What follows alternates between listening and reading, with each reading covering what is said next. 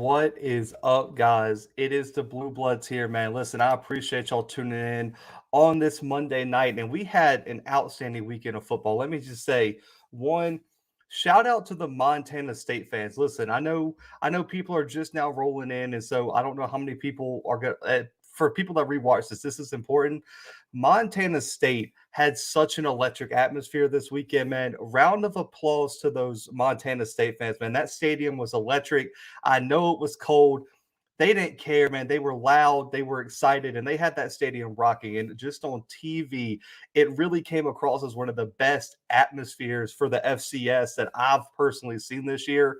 So, listen, if you're a Montana State person in here, shout out to y'all, man. Listen, and I am going through the process of trying to get media credentials for the FCS National Championship in Frisco. So if you're going, let me know, man. I'll let y'all know once those go through. And I'm looking forward to meeting all our FCS people who are going to be down in Frisco for the national championship because I'm excited because y'all have been rocking with me for a while now. So shout out to y'all.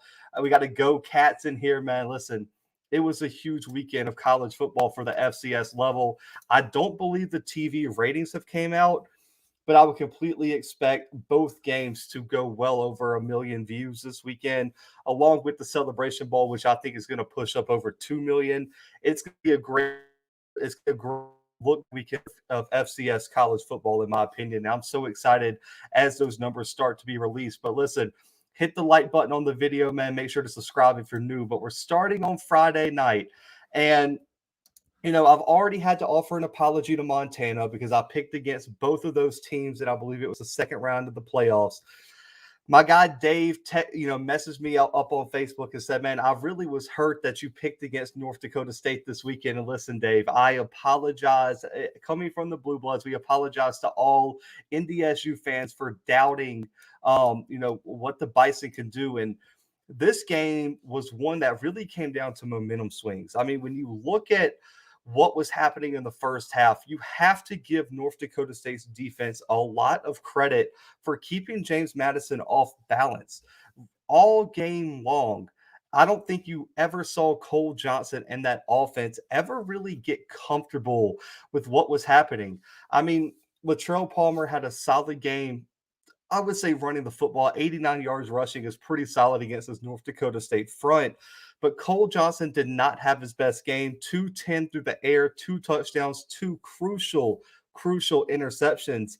And ultimately, I think the physicality of that North Dakota State front seven and the athleticism of that secondary really gave James Madison a lot of problems down the stretch. Now, I do want to say Antwain Wells, a wide receiver for James Madison, is still the truth.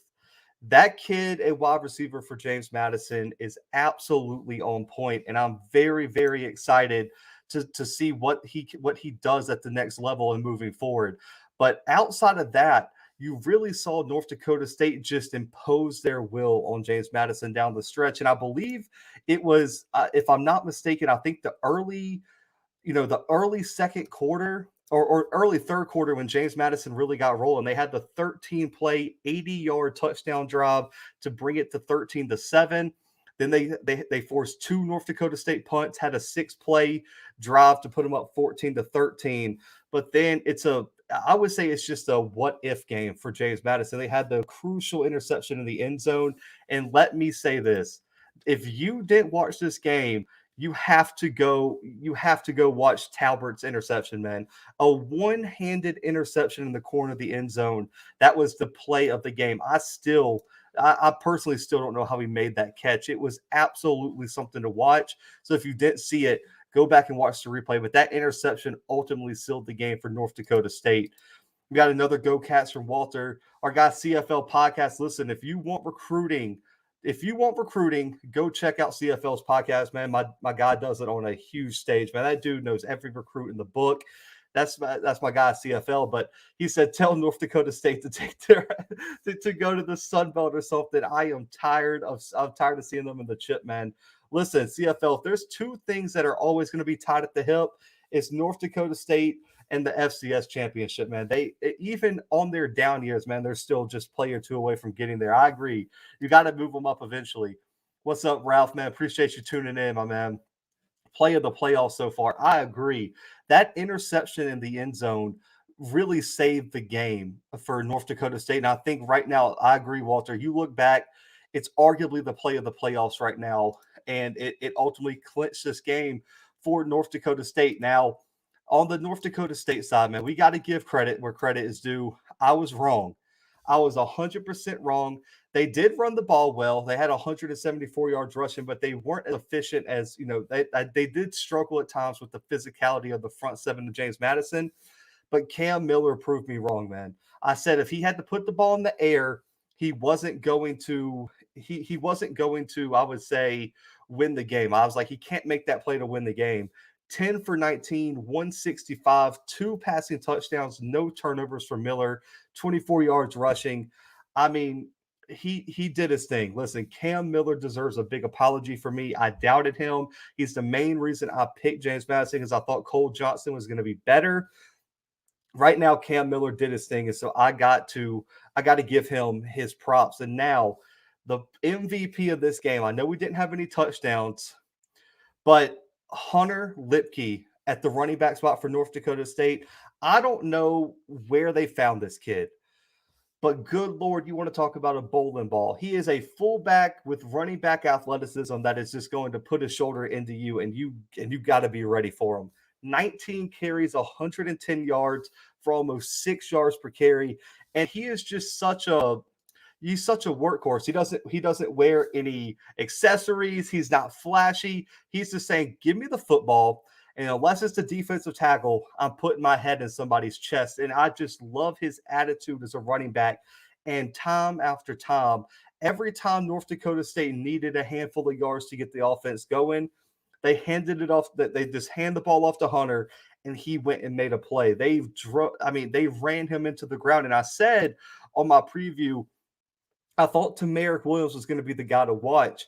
But what you saw early is that front seven for James Madison has so much size, so much physicality, and they were just so big that really and truly Tamarick Williams didn't have the size to create anything, to make anything happen. 8 carries, 19 yards this weekend. So how did North Dakota State adjust? And that's what we're seeing in these playoffs. The coaching at the FCS playoffs, semifinals, and national championship level is championship coaching. North Dakota State was able to adjust early enough, make that adjustment to get Hunter involved in the game and say, match your size with our size, and we're going to make your linebackers tackle this kid one-on-one, and they could not do it. So for me, Hunter was the MVP for North Dakota State this weekend, and he had 3 receptions, 89 yards, and 2 receiving touchdowns, so he was the lead receiver as well. Hunter Lipke was the MVP this weekend for North Dakota State. If you take Lipke away from this North Dakota State team, they do not win this game. So that is the story of what happened on Friday night. Lipke running the football down James Madison's throat, and 2 opportunistic play for North Dakota State secondary. Now, their secondary, it might not be over the top, where they have that, 1 4-star, 1 5-star guy or anything like that. They're just a unit that knows how to play together. They don't make a lot of mistakes. They don't allow a lot of explosive plays. And when you put the ball in danger, they're going to pick it off. And I said that James Madison could not lose the turnover battle. And that's exactly what happened, because North Dakota State thrives on creating a handful of turnovers, getting their offense some extra possessions, and that's how they're going to beat you. And that's exactly what they did this weekend. So listen, it's built into the culture of North Dakota State. And I said that on my preview. If there's a team in the FCS playoffs whose culture is win a national championship, it's North Dakota State. The Fargo Dome was rocking. They had the decibel meter. I believe it was like somewhere in the second or third quarter, and it was over 100 decibels in the Fargo Dome. It was loud in there. Shout out to North Dakota State fans for having a great environment as well. But Lipke, the secondary, and just defensive execution ultimately won this game for North Dakota State. Let's see. The more and more I watch these games, the less I'm impressed with some of these teams outside of the O-line and QB.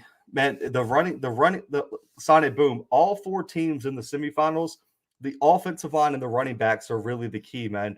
They are going to run the football down your throat consistently, and the teams in the semifinals just don't make mistakes. They know they can beat you if you make more mistakes than them, and that's how they ultimately get there, man.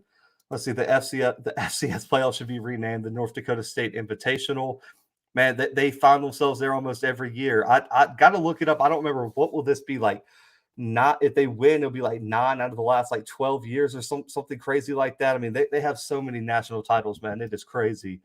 I don't know what the hell James Madison's QB was doing. Down the stretch, man, Colt Johnson looked like he got a little bit shook up, I would say. He really didn't look like himself. The reason I picked James Madison is because Colt Johnson only had 2 interceptions coming into this game. So he matched his season total this weekend in the Fargo Dome. And I just thought their front seven would give North Dakota State a bit more problems than it did, but putting Lipke into the game really neutralized that front seven. So shout out to North Dakota State's coaching staff for making those adjustments and playing into their strengths down the stretch. It's a boring brand of football, but all 4 teams in the semis are really good. Exactly. I mean, it's not nobody's flashy in the playoffs. And on top of that, you look at what James Madison does is that, I mean, James Madison is going to run the football. They're going to play a dominating, stifling defense, and they're going to let Cole Johnson make those handful of throws he needs to win the game.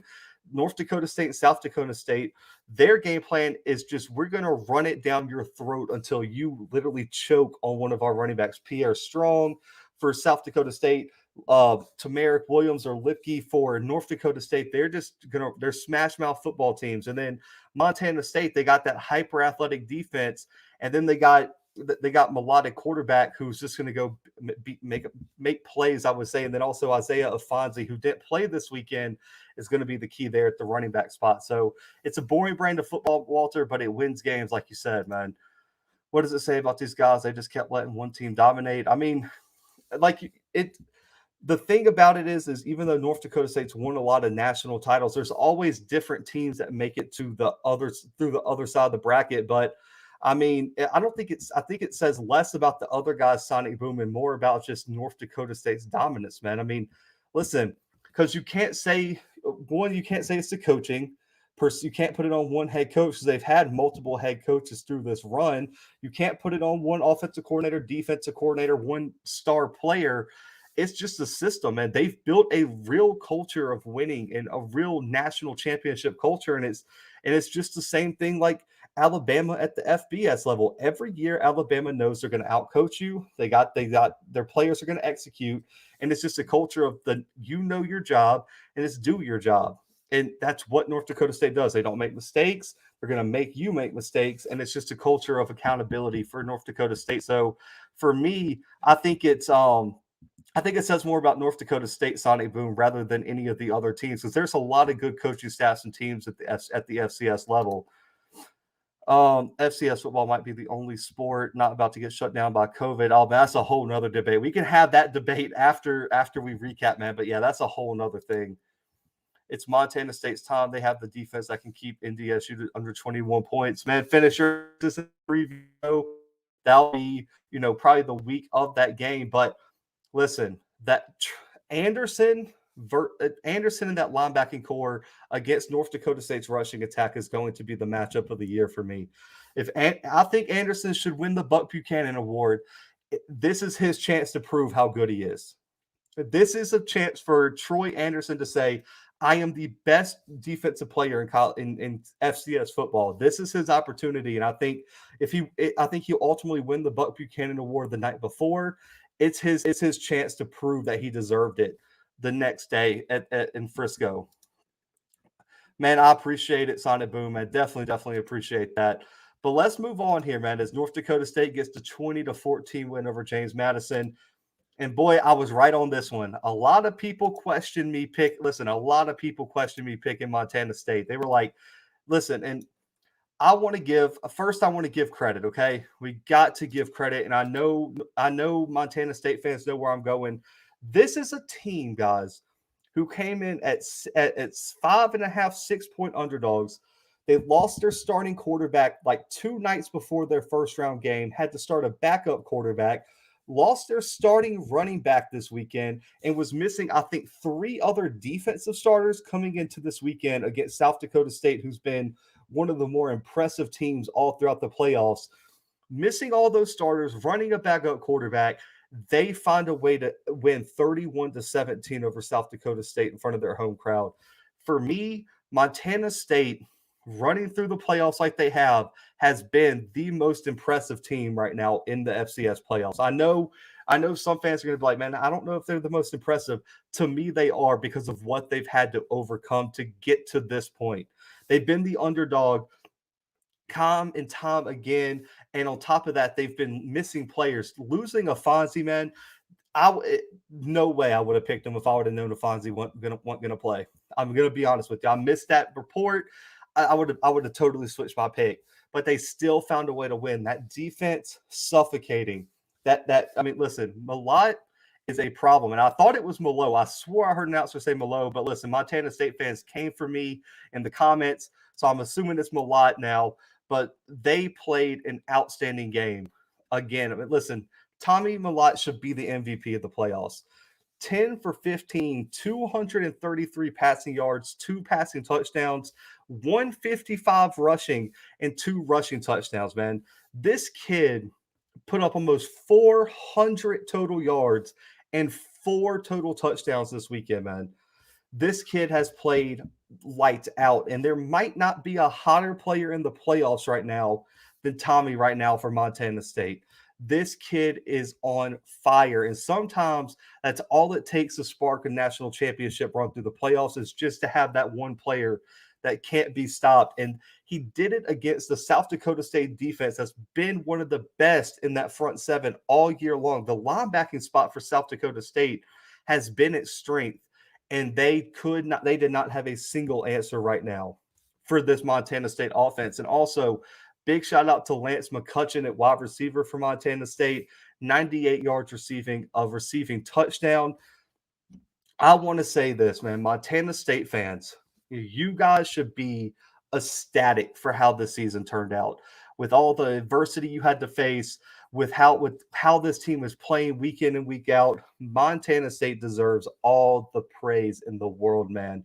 And I want to give their defense a big shout out. Not any individual player, but entering halftime, guys, it was 17-17, right?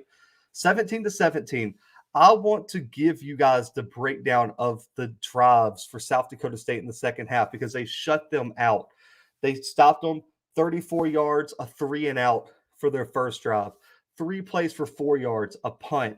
They forced an interception on their next drive. Then they have 2 straight 4 and outs where South Dakota State went for it on fourth down, stopped them both times, and then on the final drive of the game, forced a fumble on the third play of the drive to hold them to no points. I mean, this defense, the adjustments by the coaching staff, and that's what I was just telling Sonic Boom. The biggest difference between these teams and teams that don't make it this deep in the playoff is coaching. It's adjustments, it's execution, and having your players in the best position to make a play. And Montana State's second half adjustments on the defensive side of the ball was ultimately the difference in this game. And I think right now, man, Montana State is so hot right now in terms of and just playing just outrageous football because it's not like South Dakota State played a terrible game. Chris Oladuncan threw for, I believe this is a South Dakota State career high for him, 315 passing yards, had a passing touchdown, had that 1 interception. But honestly, man, and then Pierre Strong, 94 yards rushing, a rushing touchdown. They had over 400 yards of total offense this weekend, but they couldn't turn that. They couldn't turn that into anything. And on top of that, they converted on almost 50% of their third down attempts. It was just the turnovers and Montana State playing bend but don't break defense. They're like, yeah, you can get down the field a little bit. When it gets to crunch time, we're shutting it down. You're South on fourth down twice, forced three second half turnovers. Man, it was a great performance right now, or 2 second half turnovers for Montana State. Man, it was a great performance on the defensive side of the ball. Laura said Montana State, please win the national championship. I looked at the votes right before I went live, and I think like 80% of the people voted that Montana State's their favorite for the national championship. So it looks like it's NDSU versus the world right now in the national title game. But I know tickets are selling fast. I was looking right before I came on. I believe they're almost sold out, if I'm not mistaken, in terms of just general admission tickets. I don't know what the breakdown for the schools are like, But I mean, it's going to be packed out in Frisco. Every time North Dakota State goes down there, it's packed out. And listen, Montana State fans are the most underrated fans in FCS football, man. They always pack it out wherever they are. Jeffrey said, what is the story on why NDSU won't move up? So, Jeffrey, I don't have like the inside scoop on anything. So I've heard from some North Dakota State people I've talked to that it has something to do with the stadium capacity. Two, it has to do with conference fit. So I believe I was reading an article about how the Mountain West thinks North Dakota State is a bit too far out of the way. And then and then on top of that, that they're not ready for like Power Five football because they would fit kind of in the Big 12 region, possibly, but the Big 12 didn't offer them any admission. So it's kind of just where they'll fit, Jeffrey. And so I don't know ultimately why they won't move up. But also on top of that, it's better to be the big dog at FCS and go win a national title every year rather than go play Group of Five football and not have a shot at the national title. So I think it's a lot of those factors all playing into each other. And also, I don't know the finances of North Dakota State off the top of my head, but if there's any Bison fan in here, man, y'all let me know y'all's opinion on it. I don't know if Dave's tuned in, but Dave told me it's something about the stadium and the fit into the Group of Five conferences that have been holding them back. You'll be in Frisco. Yeah, Lawrence. So I'm trying to get my media credentials approved by the NCAA. So if I get my media credentials approved, I will be in Frisco. And if not, I'm going to try to find me a ticket somewhere to try to come. So if you'll be in Frisco, man, definitely let me know. I'll definitely have to come tailgate with some people, man. Definitely want to meet some of my Bison supporters. And also, I know we got a big Montana State following. So I will definitely be in Frisco, man, if I can help it. Gar said, with Watson and a handful of running backs and linemen getting healthy, Montana State stands little chance of winning, especially when the Bison have multiple weeks to coach and prepare. Yeah, man, it's going to be a tough game. I can't wait to preview that game. But right now, I believe, if I'm not mistaken, North Dakota State's an 11-point favorite in one of the books I saw. I saw another one that said like 9.5, but right now the spread is somewhere between 9 and like 11 or 12 points right now for North Dakota State. So there's not a lot of people right now giving Montana State a chance to pull the upset. That's Big Time Blue. Congrats, man. Appreciate it, finisher, man. Definitely wouldn't be possible without y'all, man. So y'all deserve way more praise than that, man. Thank y'all so much. I'll be there. Walter, I will listen, find me on social media, man. We'll get together. I'll definitely make sure to swing out to Frisco, man. Get to meet you guys and everything like that. But ultimately, man, this was an impressive performance because one, Elijah Elliott was really the only running back right now for Montana State that could have went out there and did anything. Isaiah Fonzie was out, who was their leading rusher, was one of the Walter Payton Award finalists, and I believe he was in the top 10, if I'm not mistaken. So that was a big loss for Montana State, but ultimately they still find a way to win. And I think right now Montana State's the hottest team going into the national championship, man. Let's see. Walter said North Dakota State's undefeated in games where they've had 1 week or more to prepare for a team. Whew. Man, okay, so I want to put that into perspective. Do you know how ridiculous of a stat that is? The fact that your coaching staff is consistent, because guys, they've been through, I believe when they started their run, this is their third or fourth head coach that they've had since they started this national championship run. Through all those different coaching staffs, for North Dakota State to never have lost a game with 1 week or more to prepare for a team is just, that speaks volumes. Like I said, to the culture of that program, that is a real stat, man. But man, Walter, I definitely appreciate that stat. That is ridiculous. If Montana State can keep the Bison run attack in check, they have a chance. Yeah, I mean, we can do a quick breakdown here, but the keys for Montana State are, you bet Troy Anderson and that linebacking core, they better have career games. And I know Troy Anderson, has had one hell of a career. I'm talking about, you have to have a game that they're going to like put on DVD or like that you've had such a big game. You are going to have to be ready for whether it's Lipke, whether it's Tamarick Williams, whether it's Cam, whether it's Quincy Patterson. They have such a wide variety of guys who can bring versatile skill sets that really and truly you're going to have to be ready for speed, finesse, zone running, power running. I mean, there's so many things you have to prepare for. And so the key for North Dakota State is, or not really the key, but what makes them hard to defend is that they, depending on what you can do, they can shift into what you're not ready for. And so it's always like a chess match of trying to keep up with what North Dakota State's throwing at you. So that's going to be the tough part for Montana State, in my opinion. But like I said, if you can put the game on Cam Miller, that's your best chance of winning. He responded this week, but I would rather Cam Miller have to throw for 30 times than let one of those running backs run on me for 20, 30 times and run it right down my throat. You're going to have to make them put it in the air, and you're going to have to hope your secondary is ready to make some type of play, man. I mean, you're going to have to force some turnovers. If you lose the turnover battle in North Dakota State, you're losing the football game. That's the key. If there's one stat you should look at, did North Dakota State win the turnover battle? I would say 99.8% of the time, if it's yes, North Dakota State won the turnover battle, they won the football game. Really, truly. So that's gonna be huge. Walker's spot on, good stat. Yeah, man, that's crazy. Let's see.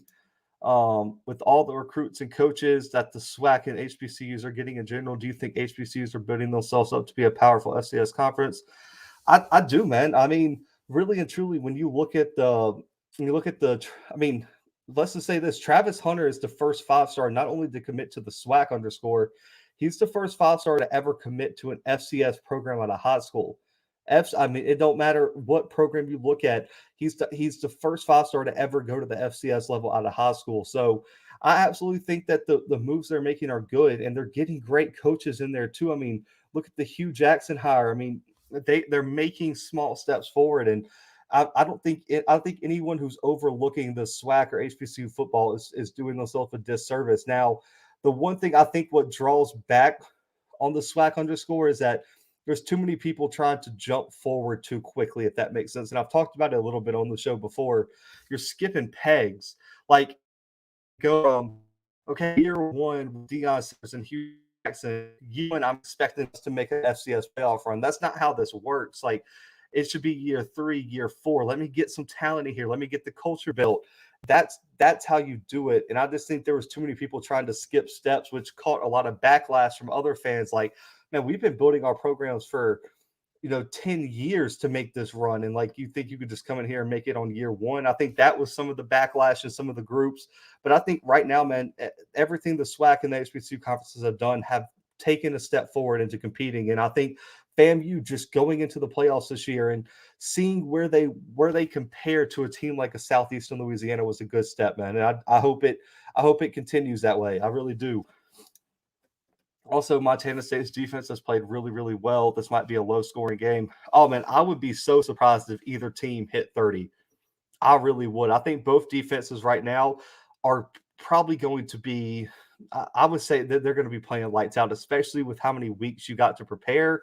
And on top of that, both of these teams are run-first teams. So I think the clock's going to be running a lot, and I think they're really going to shorten up the game a lot. So I wouldn't imagine that this would be a high-scoring game at all. Both teams are solid defensively, and both teams want to run the football. I would say that, the over-under is probably going to be set about 40-something points, about 20 each maybe would probably be the max I would say. But yeah, I don't see anybody hitting 30 in this national championship matchup. JMU's quarterback made some uncharacteristic decision in the North Dakota State game. He did, man. There was a few throws I know Cole Johnson wishes he can have back. But ultimately, man, he had such a great year that I personally think, right, he was just trying to force things. I mean, for me, I think with the run game not producing like it usually does, Leon, that Cole Johnson felt like toward the end of the game, especially with that late interception, one, ridiculous play by the DB to one-hand it, but two, he was just trying to force something in there because he knew he had to make a play on that one. So I just think it's the first time Cole Johnson felt a lot of pressure to try to force something into happening. For the haters and trolls that want to hate on SWAC all season, but no one criticizes the rest of the FCS for not being able to counter North Dakota State's O-line and run game. Yeah, man, Sonic Boom, I would just say, man, don't even listen to the nobody who actually covers FCS football should be hating on anything the SWAC is doing. So for me, man, I think the haters and trolls are just going to hate and troll no matter what you do. So for me, anybody with any sort of knowledge of football, of FCS football, of SWAC football, should not and would not, in my opinion, be hating. But if they are, man, that really brings in their question of football knowledge. And if for the SWAC to come up is still in the FCS, if you want FCS football to keep evolving, it's good that the SWAC is getting better talent and catching up to the rest of the FCS. I think overall, man, any of the haters and trolls just don't understand football, in my opinion. There might be backlash, but prom has the ability to kick things into overdrive compared to how it usually goes. I agree, and that's why I think in probably another. I think not this year, but the year after, man. I think they're going to be primed and ready to go, and I'm hoping they get a shot at the playoffs, man. But we'll see. I just don't see them losing a SWAC game, Sonic Boom. So I don't know if they're ever going to get that shot over the next few years. Gar said bet the under. Man, I agree. There's like I don't care if they set it to like 35, man. You got to bet the under, man, just in case, because these defenses are going to be crazy. With the NIL deals, I was telling people that recruits can go can go to schools that they really like instead of schools they have to attend just to get the looks. You feel the same way, FCS included? I agree. Yeah. And I don't even know if it's just NIL underscore. NIL helps because then of course, you can make money. But I think the emergence of social media too, and the emergence of, more TV deals and more TV exposure for college football in general has helped. I think opportunities like I don't remember what week it was, but for Montana and Eastern Washington to be flexed into the ESPN2 role for the spring season, so many games to be on ESPN. I think kids understand now that with social media and the expansion of scouting departments and things like that, that they can go anywhere and be scouted. You mean there are countless of players from the FCS level that aren't even just necessarily SWAC players that absolutely got drafted early because of the emergence of social media and the wide range of opportunities you have to get yourself on camera. So I think I agree, man. With NIL deals, with TV deals, with social media, I think everything that's been evolving in terms of technology and exposure has really, really helped, players be able to expand their options. The internet has a lot of uninformed critics. More so argument theory rather than good football talk. Yeah, man. The internet trolls, man, I would just ignore them. They don't like half of them don't even understand. They're just mad that their favorite team isn't doing what some other team's doing. The haters and trolls basically say the SWAC doesn't recruit or make all season moves to prepare teams ahead of them is what I meant. Oh, I mean, I don't think you can say that. Alabama A&M, all their moves are based off of what happened against Jackson State and FAMU. All the FAMU's moves are based off of what happened against Southeastern and Jackson State. Gramblin's moves are all based off of the structure that they saw Jackson State build. I think you see Southern is rebuilding in a big way. I think anybody who says that the SWAC hasn't made off-season moves to prepare for teams that they struggled against, not paying attention, man. That's why I'm doing the recruiting update, Sonic Boom, and so people can kind of see what the recruiting classes are looking like for some of these schools and kind of put it all in perspective, because it's kind of hard to understand it when you just have individualized episodes like, oh, this player committed, oh, this player committed, instead of here's what the recruiting class looks like as a whole, man. Let's see. Ron said the Bobcats will have their sledgehammer running back. Two of their starting front four have a QB that is only going to get better. Physical receivers, they get 50-50 balls. And an X. That is true. I'm glad you brought that up, Ron. I forgot about that storyline. So I don't know how many people who aren't Montana State fans or North Dakota State fans. North Dakota, one of old Montana State has one of old North Dakota State coaches, man. He's putting that program into place at Montana State. So that's another big storyline for you guys to watch out for, man. I can't wait to preview that game, but that is a good one, Ron. I forgot about that completely. That was my point. NIL and social media allows players to follow their hearts instead of feeling like they have to go to a certain place. Who's your early preseason top five? Oh, man, Lawrence, you put me on the spot. I haven't really looked at what the rosters are going to be like, Lawrence, but right now, if I had to do it off the top of my head, Lawrence, I would say North Dakota State's probably going to be number one for me in the preseason. I would put, oh man, this is tough off the top of my head, Lawrence. You got me on this one. I'm going to say Montana number 2. I think Montana's got a lot of good pieces coming back. I'm excited to see what they have. I thought they were just a piece or two away last year. 3, I'm gonna put Montana State at 3. They've earned that preseason ranking. I'm gonna put James Madison at 4 because they got one more year at the FCS level. And at 5, oh man, you got me good on this one. 5, I'll put Sam Houston State at 5 right now, Lawrence. That would probably be my top 5 just off the top of my head right now. But I'm going to do a whole preseason ranking when it comes around, kind of break down who's leaving, who's going. But those would be my 5 just off the top of my head right now. Underscore Travis Hunter knew that wherever he went, scouts will follow. Pretty sure JSU has scouts at their practices every other day. They definitely do. I know Coach Prime was posting about it on social media. I think too much is put on TV versus going to a good program because it's only so many Power 5 schools. I've been seeing the same schools on TV as a kid. Yeah, like there's a lot put on TV, and also there's a lot of schools that have like individualized like TV deals and ultimately building your brand is more about what your social media presence, Leon, to be honest. I mean, there's a lot of kids who play on TV that a lot of people don't know. It's a lot of people, you got to build your social media brand up and you just got to connect with people. And I'm hoping with NIL, if you're strategic about it, you can go get interviews on channels like Scotty's that are huge on social media. You can go get interviews on FCS shows. You could go get interviews on some of like the Power 5 kids have access to go interview with way bigger shows than mine. And so leveraging your brand on social media and leveraging who you are, I think is more important than TV deals. I do agree with you on that, Leon. Alabama A&M needs a whole defense, man. Listen, Jeffrey, if you go check out my Alabama A&M episode I dropped today, they have been recruiting defense like madmen over there. They got a bunch of new D linemen, a handful of linebackers, and a bunch of new DBs. So they've been recruiting defense, man. Let's see. Yeah, Bowie State won the box row. Yeah, Bowie State was named one of them. So I saw polls. Bowie State won one poll. FAMU won another poll. South Carolina State won another poll, and Jackson State won one of the other outlets' national championship. So there's 4 different teams right now that can claim an HBCU national championship. That's tough. Alabama State only got like 2 commits. Yeah, underscore. That's what happens when you hire a real estate agent. That's all I'm going to say there, man. Yeah, there's a different champ in every single poll, Sonic Boom.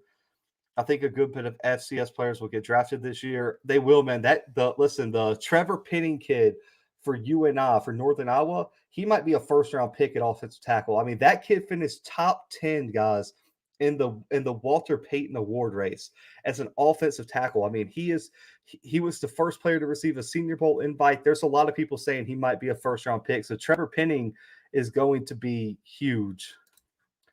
Can you see the overall FCS embracing Coach Prime? I mean, I think so. It depends on if you're talking about fans, Sonic Boom, or like other teams. I don't think like I'm in a lot of the FCS groups, and I haven't seen a lot of backlash on Coach Prime. I mean, really and truly, the FCS right now, I haven't seen a lot of trash talk, but that's just me.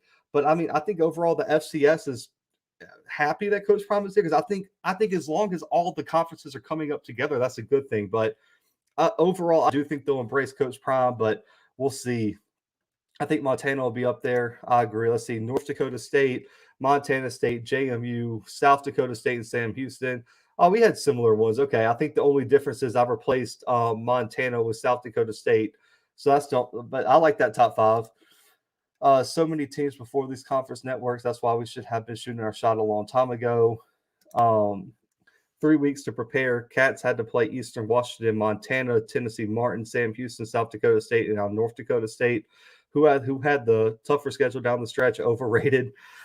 Listen, I'm okay. I'm not gonna say, Ron. I will not say North Dakota State's overrated, but I do think Montana State had a brutal stretch to end the season, man, because they did. They played Eastern Washington, Montana, the final 2 weeks of the season. They played UT Martin. They played Sam Houston, South Dakota State, now North Dakota State. Like you said, right now Montana State had the tougher pass run. I'll give you that, but I will not say right now that North Dakota State's overrated. I can't do that to my guys. North Dakota State, Montana, Sacramento State 5. Yeah, I mean, you could probably slide Sam Houston in 5, Lawrence. Man, Sacramento State's just that team, Lawrence, to me, that is always good in the regular season. They just can't finish at the end of everything. And also, I didn't like how this year they avoided like the Montanas, they avoided Eastern Washingtons. The Big Sky's got to do something about scheduling, in my opinion. Yeah, man, people are seeing what Spencer Brown is doing. He's a rookie, but as a Bills fan, he's definitely one of our best O linemen, and he's a rookie. Yeah, he's from UNI, man. Listen, Spencer Brown's a stud, man. Listen, I've been watching a little bit of NFL football, monster, and I mean that just shows those Midwest offensive linemen are problems. Problems. I mean, like maybe he'll be in events and collaborating on stuff. Maybe have him promote things. I'm hoping. And Sonic Boom, I think that goes back to our conversation that we had. Uh, I'm trying to remember what live we had it on Sonic Boom. But for me, I think right now there needs to be more collaboration at all levels. And right now, there's a lot of SWAC fans that want to keep the SWAC in a bubble away from the other FCS conferences, and I don't think that's good for the overall health and growth of the FCS. I think, like you said, there needs to be a lot more collaboration. Jackson State only has one out of conference game for next season. That's Tennessee State. Yeah, I really want to see them schedule some top FCS teams, but we'll see. I can hope and plead all I want, but I got no pull. I would love to see them schedule some Southland teams, possibly maybe some SoCon teams, OVC teams. Like I want to see them play some top FCS teams just so we can stop having this whole debate about, is the SWAC overrated? Are these teams overrated? I just want to see them play, settle it on the field, and then we can have the conversation go from there. I mean, only so many teams were actually on TV. We had pitches that we could have made. Yeah, you can look at future schedules. I believe it's fbsschedules.com, if I'm not mistaken. It's a great website. I always look at the schedules. They have schedules out to like 2026, 2027 for some teams on there. You think South Carolina State jumps over Northern Iowa in the coaches poll? Man,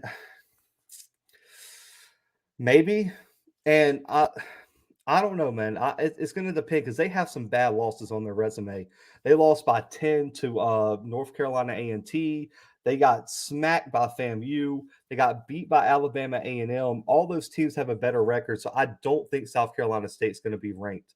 And really and truly, I'm going to be completely honest with you. I don't think they should be. In my opinion, I know some of my MEAC guys are going to be so pissed at me for saying that, but man, you're 7-5 and you got losses to teams that aren't ranked anyway. So I just don't see how they're going to be ranked. I mean, that Jackson State holds a lot of wins. Oh, I still think there's teams above them that deserve to be ranked just a little bit more. But if they're in there, I can't see them being above like 24 to 25. Man, you just got to slide them in at the end and say, okay, we'll keep them there. But I'll say this, Lawrence, no way they're ranked in the preseason. Zero chance they're ranked in the preseason poll. I'm just going to put it out there. And I think this loss really hurts Jackson State's chances of being ranked highly. I would be shocked if Jackson State's in the top 20 after they lost this weekend. And I know my Jackson State fans are going to be like, what are you talking about? But I'm telling you, I would bet money that they're probably not going to put them in the top 20 just after getting beat by South Carolina State like they did, because they've really been looking for a reason to bring them down. So I would imagine to see Jackson State somewhere in the 20 to 25 range for preseason.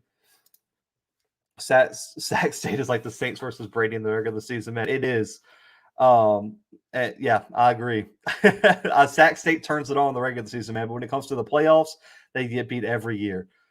Let's see. I agree, but to be honest, FCS will never be on FBS level. The gap can be closed where it's a viable option for the NFL or CFL. I like that. JSU has 2 more spots to fill out a conference game, so hopefully they'll schedule different schools. Man, I know the game I wanted to see underscore, and I know some people will comment and probably freak out about this. If Cameron Ward didn't transfer, Incarnate Word versus Jackson State was the matchup I would die over. I'm talking about I would be so giddy like a kid on Christmas if I got an Incarnate Word with Cameron Ward versus Jackson State matchup. That game would be epic. And I'm so sad that Cameron Ward left. I mean, not really, because I mean, he's considering Auburn. So I'm just going to tell y'all, if he commits to Auburn, I'm getting me a Cameron Ward Auburn jersey made and wearing it every single show. That's a whole other conversation. But that was the matchup that I wanted to see personally next year, if that could have worked out. FBS schedule only has one game for us now. Everyone knows when the Alcorn game is, and we know when Miami and Mobile are. They need to update. Yeah, that's true. I think FBS schedules doesn't update till the conference officially releases it. But yeah, we all know when those games are going to be already. It shouldn't be ranked just because we had a bad game. Let's be honest, South Carolina State wasn't the better team. They took advantage of JSU's arrogance, play calling. Their offense has been figured out since the Southern game. 3 turnovers inside their own 20. Yeah, and it's honestly, it's such an easy game plan now too. If you can get pressure on Shedeur, that's the key, man. And to be honest, everyone did. And all they did, Leon, really and truly, there was part of the game where the cover 2 worked perfectly. They literally ran the defense that the Patriots ran against the Chiefs. They said, "We know you're not going to run the football. Our defensive line is going to beat your offensive line, and we're just not letting anything deep. You are not going to throw it down the field on us." And it worked to perfection, man. And so I'm interested to see what type of offensive changes that Jackson State makes. And that's why I said getting a running back and getting an offensive line is the number one things. And I talked to a Jackson State player's parents today. The offensive line was frustrating. He said there were people in the parent section that were pissed off at the offensive lineman. And so those are the two things. You've got to get an O-line and you've got to find a way to run the football. And that's the only thing keeping Jackson State from being probably one of the better teams in the FCS. Man, they have to run the football, man, and they got to protect somebody. They didn't block a soul this weekend, and I know there's a lot of people in the chat who would agree with me. They did not block a single soul this weekend. Ron said, "I'm not saying anything bad about North Dakota State, but that being said, don't count out the Bobcats. The Bobcats did not play a soft schedule, and who would know better how to beat NDSU than a former coach?" Oh, Ron, listen. I've already made my apologies. I had to come on here and eat my words after picking against Montana and Montana State, and I've picked Montana State 2 weeks in a row for the upset. So let's just say, Ron, I'm not counting out Montana State. I do not know who I'm going to pick yet. I do not know who I'm going to pick. So there's still a chance I pick Montana State. Now, I was warned by a North Dakota State fan that if I pick against North Dakota State, that I'm going to regret it. So I've already been threatened from one side, Ron, but I'm not counting out Montana State at all. Going forward on 4th and 1 when you could kick a field goal, JSU knew their O-line was weak and still running vertical routes. They should have took what the defense gave them and leave it to the defense. No adjustments, Leon. No adjustments in passing schemes. On top of that, okay, let's start here because this is a game this weekend. So we already did the semifinals recap, so I'm not taking y'all's questions. But the one thing I do blame Shedeur for. And I don't know how many people. I went back and watched a replay. I never saw him step up in the pocket. Always rolling to his right is not going to work because all that defensive end did was take his guy upfield, and as soon as he dropped up and disengaged and just took off after Shedeur. You cannot be predictable. Every single time they got pressure, Shedeur tried to arch out of the pocket, and that's not going to work against good defenses. You have to try to step up in the pocket, make a play downfield, or escape up the field. Running 10 yards backwards to loop around the DN is the worst game plan of all time, man. So for me, I think they had to make some type of adjustment, and they didn't even try to run the ball, Leon. And that was the thing that blew my mind. They didn't even try to run the football. They knew they couldn't run it, and that says more to me than anything. Yeah, man, JSU's play calling was definitely suspect. That 4th and 1 call would have got somebody fired, man. And listen, Shedeur is athletic, okay? Like, he's athletic. Let me say this. But, man, they acted like he was Lamar Jackson back there. You're going to run a read option? You're going to run a QB keeper on 4th and 1 when the entire defense is at the line of scrimmage. You can't tell me that was good play calling, man. I mean, come on, man. That is just ridiculous. I agree. We kicked the field goal. We don't make that decision with Trey on the team. I still say that was a bad spot. They just don't trust their kicker, man. You can't trust your kicker. I understand where it was coming from, but they did not trust their kicker in that scenario. JSU's been one-dimensional all season, but they could have won that game. You have to try and run because the defense can't always stop people inside the 10. Exactly, man. But they weren't getting any push.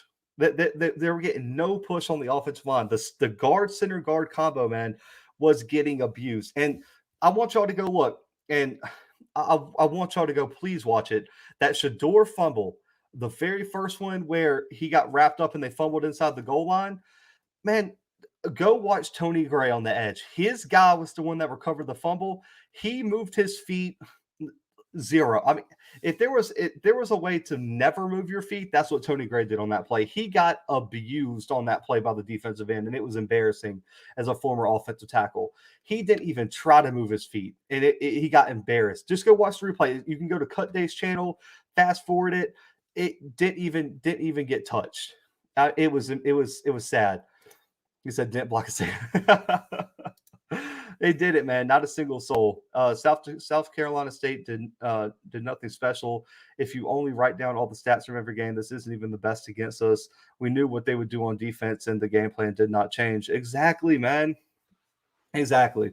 No changes. There was no game planning, no adjustments. It was bad coaching this weekend. That's what you got to chalk it up towards. Shador looks for the big play too much. He holds the ball too low, which leads to fumble. That's what listen. Oh, man, I'm glad you said that, man. Tuck the football. Tuck it right here in your chest, man. If you're running and you're running it with your hand flying around like this, and if you watch on the fumble, I'm trying to show in the camera, the dude caught him like right here in like the elbow joint. And when he wrapped him up, the ball was sitting out like this, and the DN just smacked it. You can't run around with the football like that, man. You cannot run the football like that, and that's going to be something Shador's going to have to be coached about. He just runs around like he's Kyler Murray, waving the football around, but his arms are so long that if you just catch him on the forearm, he's going to fumble the football, and that happened way too many times. I'm going to be real. Even if he stepped in it was going to be a cover sack. That's true. That's true.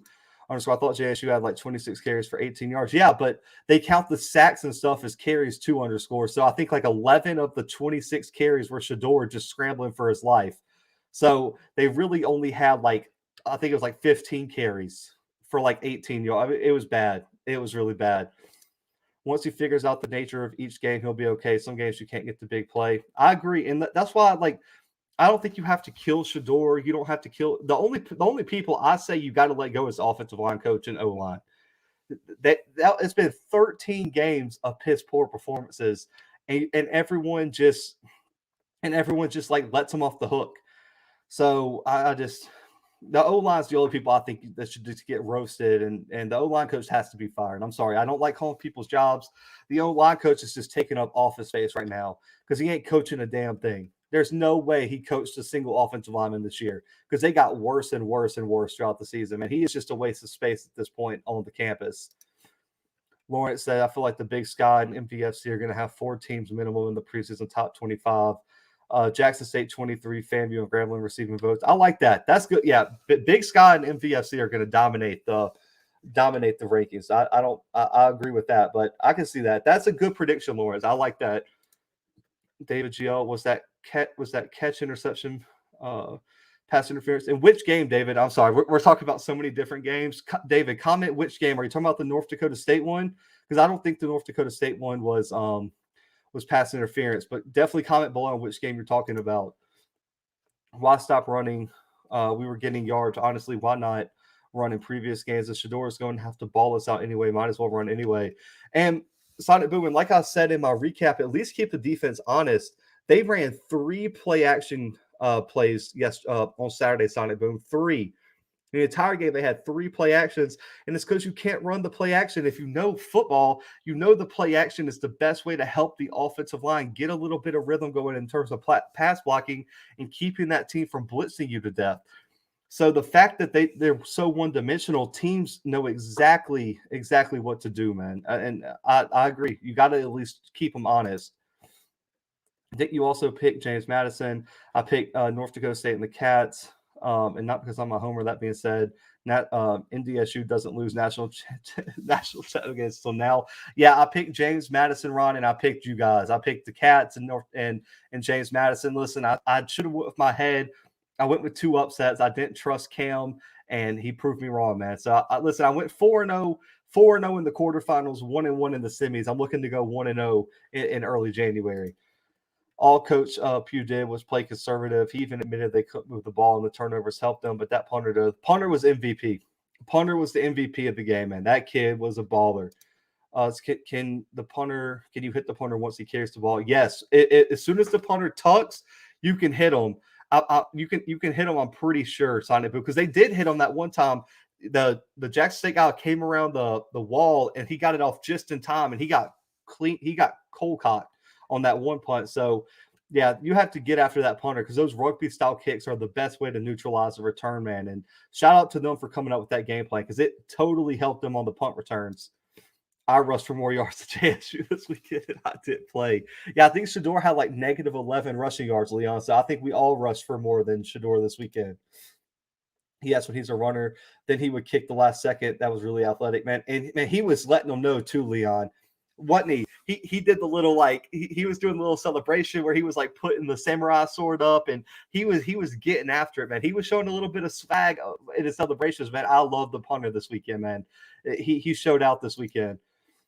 Why did Jackson State stick with the game plan they had when they scored the 7 short passes to Newman, got the tight end involved, which helped a lot? I mean, if it isn't broke, don't fix it. I don't know, man.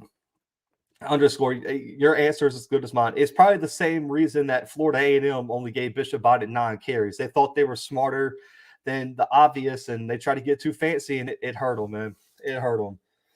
I blame that on the OC. Everyone knew they wanted to stop the deep play. Was it Pollock bad play calling or bad game planning? I think it was a little bit of both, Sonic Boom. I think you could say a little bit of both on that one. He said nothing to do with the subject with Thursday. I start vacation, man. Congrats, Leon, man. Enjoy your time off, my man. Enjoy your time off. Basically, JSU hit the wall. They are limited on offense, but with that being said, they did some fine things this year to build on, just like my Rattlers stacking up on linemen. Yeah, man, it's still a successful season, and really and truly, I don't know how many of you guys watched the full recap, but I think the loss is going to benefit Jackson State in the long run, man. They needed to be brought down. I mean, they thought they were invincible. Let's just be honest. Even some of the fans did too. They thought they were invincible. And ultimately they weren't, because what would happen is every time a channel or an analyst or someone would say, okay, well, the offensive line isn't great, or the or what do you want to say? Like the run game isn't there. The answer was, well, we were winning. Well, that's great that you're winning, but there's still major holes you have to address. So I think ultimately the loss is going to be a good thing for Jackson State because now you know what you have to do. Just like FAMU losing to Southeastern taught them a lot. I think ultimately that was a good thing to have a checklist now going into the offseason and saying we need to fix these things because they got exposed. We abandoned the screen after the screen after the spring. Honestly, the O-line and OC had us looking the team that lost those games in the spring. I agree, man. JSU's O-line is not capable of running the stream, not poking fun at them, but they just don't have it right now. Man, they didn't have anything. They didn't have a single thing, Leon. Let's just be honest. Shador had negative 300 rushing yards this season. That's ridiculous. It's because, I mean, underscore, they gave up more sacks than anybody in the SWAC this year. I want to put that in perspective. Their offensive line that was filled with size, filled with talent, gave up sacks to Alabama. Gave up more sacks than Mississippi Valley State, gave up more sacks than Alcorn's atrocious offensive line, gave up more sacks than Bethune-Cookman. They gave up the most sacks in the SWAC this year, man. I'll put that in perspective. That is atrocious, really and truly. South Carolina State was in complete disarray in the first half. This game isn't even close. With the offense plays halfway decent. I agree. Listen, I texted Scotty right before that fumble, and I said, man, it feels like a bomb's about to go off, and they're about to take like a 28-0 lead, like in terms of Jackson State. And then the fumble happened, and then it was 7-7, and all hell broke loose. Went from 4-8 to 11-2. North Dakota State 2022 out of conference home. Out of conference games, Drake, North Carolina A&T, and at Arizona. I think they're going to beat Arizona, and that North Carolina A&T game is going to be one hell of a game. I can't wait to see that one. North Carolina A&T versus State. They had the same issues the Bills have now. Good running back, good wide receivers, but horrible O-line outside of the one damn rookie and the one decent running back. That's good. I like that comparison. Prom says he'll reach out to other coaches. He needs to reach out to some of these FCS coaches. Man, you need to get an O-line coach somewhere. That's the number one thing. Call somebody in the MVFC and try to get their O-line coach because it's not working right now. I just wanted to remind you that South Dakota State had the best running back tandem in the FCS, and the Bobcats held them to -2 rushing yards in the second half. Oh, man. And Ron, I was talking about that in the recap. The second half adjustments for Montana State were absolutely impressive, man. I mean, held them to what, two 4-and-outs. They held them to 2 3-and-outs, an interception and a fumble in the second half. I mean, they were playing outrageous football in the second half, man. So shout out to the D coordinator and the defensive coaching staff for making those adjustments entering the second half, man. I agree. It was impressive in the second half adjustments, but I think they had the best running back tandem. I think the problem that North Dakota State offers is how different all their running backs are between Lipke, between Williams, and then you also have Quincy Patterson at that Wildcat quarterback spot. They have so many different skill sets. I think that's going to be the difference in what South Dakota State offers. So I'm excited to see the matchup, man. I can't wait to preview that game. I'm pumped for it. The players, I feel like, got spoiled with all the celebs. With that being said, I feel like they deserve that experience, but they got unfocused. And it happens, man. It happens to the best teams out there that sometimes you just have a bad game. Listen, Bama's been boat raced to the championship game. Clemson's been boat raced to the championship game. Ohio State's been boat raced. North Dakota State's lost games. Every good team just sometimes has bad games. I don't think it says anything negative about anybody, but it just wasn't their weekend, man. ASIs with no technique. Gray needs to tone it down with the dumb stuff he does after the play. That's what I'm saying. Listen, there is nothing more frustrating than this offensive line not blocking a damn soul all play, and then after the whistle blow, you're going to hit somebody late and then try to act tough. That dude's been whooping you for like 4 quarters, and then you're going to try to act tough after the whistle, man. Like, tone it down, man. Like, you have no reason to be aggressive after the whistle after that dude just bullied you for 3 quarters. That's the most frustrating thing as a former O-lineman, Leon. You should not be talking to anybody or trying to get a cheap shot in on anybody until you beat me a play. He didn't beat nobody all season long outside of the one Alabama A&M dude he put in the dirt with one hand. Yes, this weekend, South Dakota State spanked him all weekend long, and then he wants to talk after the play. I agree. North Carolina A&T is going to get steamrolled. They've regressed. They weren't that good this year, Leon. We'll see what they're supposed to be reloaded, man. We'll see what they bring to the table. Prom needs to enter the transfer portal for an OC and an offensive line coach, man. I agree. If they don't get an O-line coach, man, I don't care who they bring in. Really and truly. Let's see, North Carolina A&T better win or their fans will disappear like Jay White. Jay White did disappear, man. Jay White didn't call on a Scotty stream for like 2 weeks. Let's see. And the people were getting on Nugget like the year he gave up that 4-19, but those touchdowns weren't his fault. Shiloh was supposed to show blitz and bail, but he was super late and Nugget tried to compensate. Yeah, and on top of that one big play that they hit over the top. It was number 28, the DB. I don't remember his name. Shiloh backed into him. The DB could have made a play, but Shiloh was just backpedaling and not looking where he was and just tackled his own defensive back. It was an atrocious weekend for Shiloh. It was bad. Let's see. I think Prime was talking about reaching out to coaches in regards to reviewing what happened this season in the Celebration Bowl.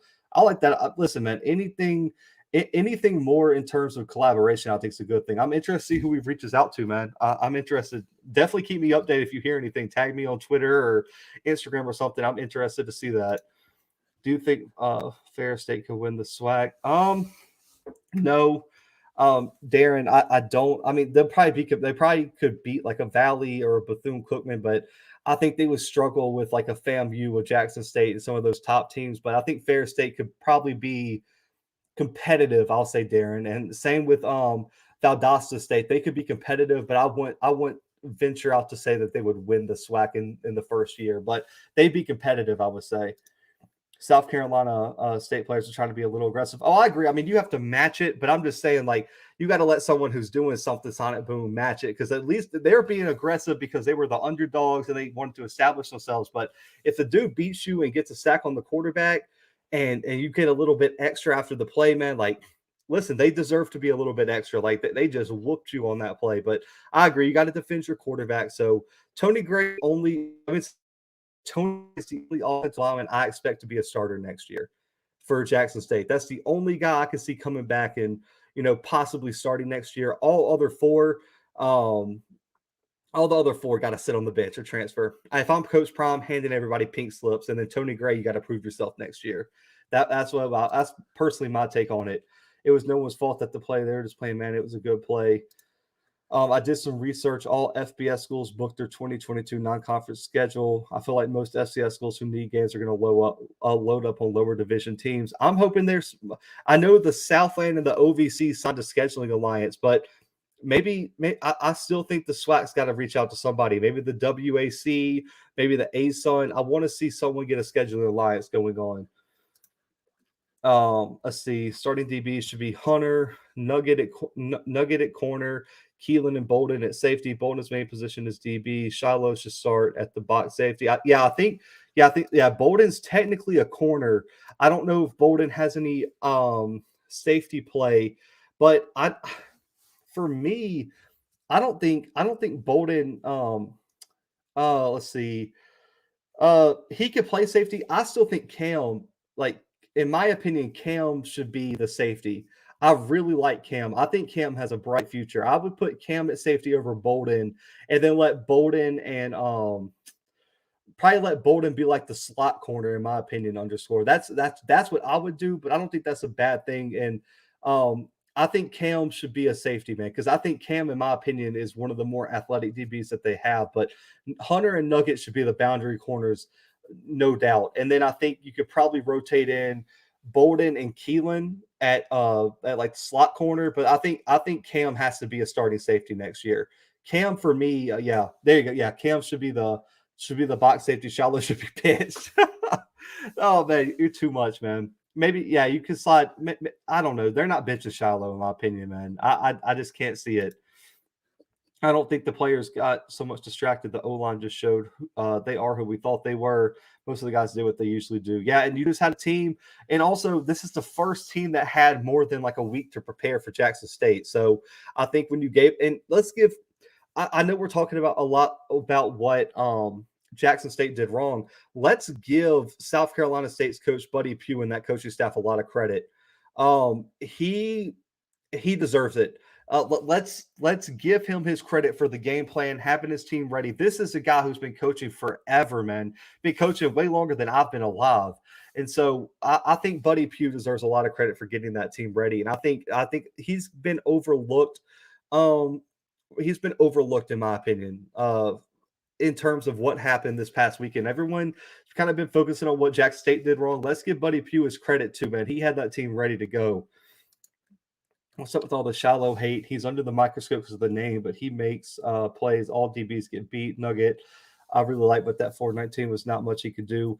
And I'm not one that's I don't hate Shiloh. I think he'll still start at safety next year, but I think what happened, Leon, is that there's some people who think he should be the best DB on the field just because, like you said, his name. He's got some interceptions, but I think a lot of people look at him as gimme interceptions, like duck interceptions, like that one in Southern. The kid threw it like straight in the air, and it was like a punt return.